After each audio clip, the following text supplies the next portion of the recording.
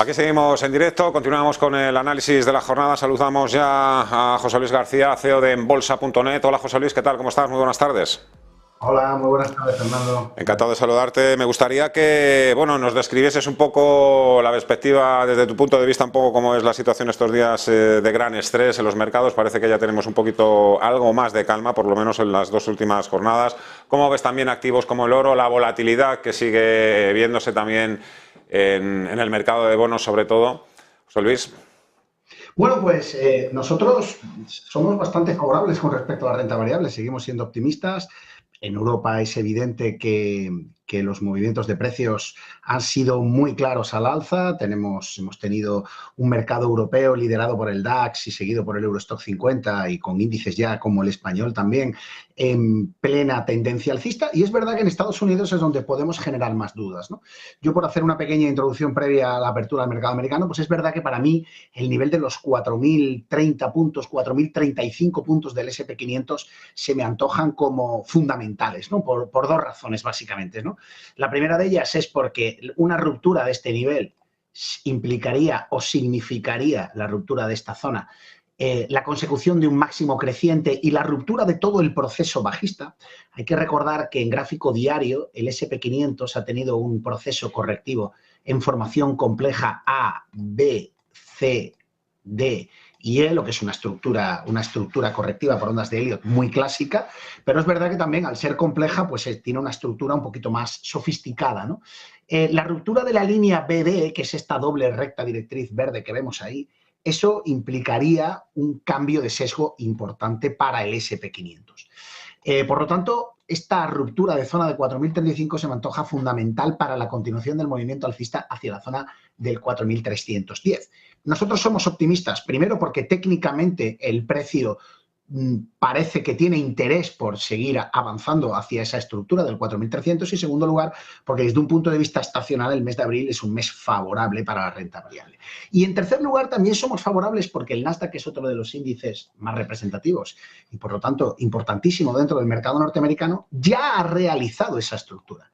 Hay que recordar que el Nasdaq realizó su formación A, B, C, D, E de la misma forma que lo hizo el S&P 500, es decir, con una formación de estructura compleja correctiva, perforó la recta directriz alcista BD, como vemos ahí, y por lo tanto se dirigió directamente hacia la zona de máximos anteriores.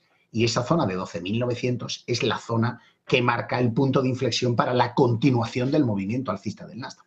Así que lo que creemos que puede pasar durante quizás el turn of month, es decir, esa fase de cambio de mes de marzo a abril, que se producirá la semana que viene, donde normalmente se producen unas estructuras estacionales muy favorables para el mercado, pues quizás aprovechando eso y un poco la normalización de la situación en cuanto a niveles de miedo, como tú decías antes, Fernando, pues quizás eso pueda hacer que el Nasdaq termine por perforar la zona de los 12.900 por un lado y por otro lado el S&P 500 termine llevándose la zona del 4.033-35, dejando espacio libre hacia máximos anteriores y hacia cotas superiores. Eso desde el punto de vista de la renta variable.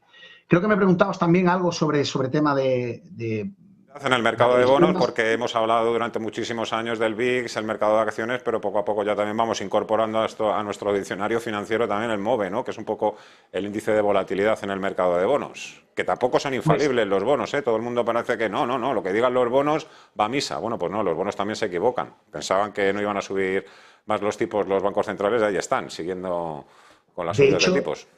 De hecho, te diría que uno de nuestros errores en la cartera de este año 2022, finales del 22, principios del 23, ha sido anticipar la compra de bonos. Hemos comprado antes de tiempo. Ese ha sido un error que hemos hecho nosotros en nuestras carteras en bolsa y no hay ningún problema en admitirlo, igual que hemos hecho cosas muy buenas en materias primas bajistas durante el año 2022, hemos tenido una rentabilidad muy buena. Uno de nuestros errores ha sido la compra de bonos. Algo que es bastante común, como tú dices, Fernando, porque nunca terminábamos de ver o todos intentábamos ver ese final del movimiento bajista antes de tiempo, ¿no? Y la verdad es que hay que esperar a que el mercado de bonos, pues hemos tenido que esperar hasta lecturas, pues fíjate, lecturas de hace 30 años, porque es verdad que el MOVE, como tú decías, el indicador de volatilidad implícita de los bonos, no lo hemos visto en niveles de 190 como lo hemos visto ahora, en 30 años. Con lo cual estamos hablando de unos datos, los niveles más altos prácticamente históricos en el mercado de bonos. Eso es muy difícil de anticipar, nadie puede anticiparlo. Pero sí podemos hacer unas lecturas actualizadas, ¿no? Las lecturas actualizadas vendrían más por hacer una comparativa entre la volatilidad del mercado de bonos y la volatilidad del mercado de acciones. Ya saben todos nuestros espectadores que al final la renta, digamos, el dinero trata de irse o a la renta variable o a la renta fija, también busca mercado inmobiliario, pero bueno, hay varias opciones y entre ellas pues siempre está la disyuntiva de si me voy al bono o me voy a la renta variable, ¿no? Bueno, pues en esta comparativa hemos visto cómo el spread entre el diferencial entre la volatilidad implícita de los bonos y la volatilidad implícita de las acciones se ha disparado de una manera pues desorbitada, ¿no? Fijaros cómo hemos visto, digamos, movimientos relativamente parecidos en épocas anteriores, pero un spread tan grande entre ambos hacía mucho tiempo que no se veía, ¿no? ¿Qué genera esto? Pues esto ha generado que si realizamos un ratio comparativo entre el índice VIX de volatilidad y el MOVE de bonos, observamos cómo ese ratio se ha venido a unos mínimos que no veíamos hace muchísimo tiempo. Mínimos que habíamos visto, por ejemplo, en el año 2017, mínimos que vimos en el 15, mínimos que vimos en el año 2013, mínimos que vimos en el 11, en el 7, con lo cual hemos visto esta situación en otras ocasiones, pero no es una situación que se dé de manera muy normal o muy habitual, ¿no? Entonces, claro, se nos plantea una situación bastante fácil y es preguntarle al mercado qué ocurrió cuando el diferencial entre la volatilidad del bono y la volatilidad de las acciones se produjo un diferencial tan grande como el actual. ¿Cómo reaccionó el mercado de acciones? Pues el mercado de acciones, y aquí tengo el estudio hecho en el SP500 para ese Aguarda un poco, José Luis, porque me parece súper interesante todo la conclusión que vas a tener, pero nos hemos quedado sin tiempo, así que, como me ha encantado este ratito, de verdad, no hagas planes para el próximo martes hasta ahora.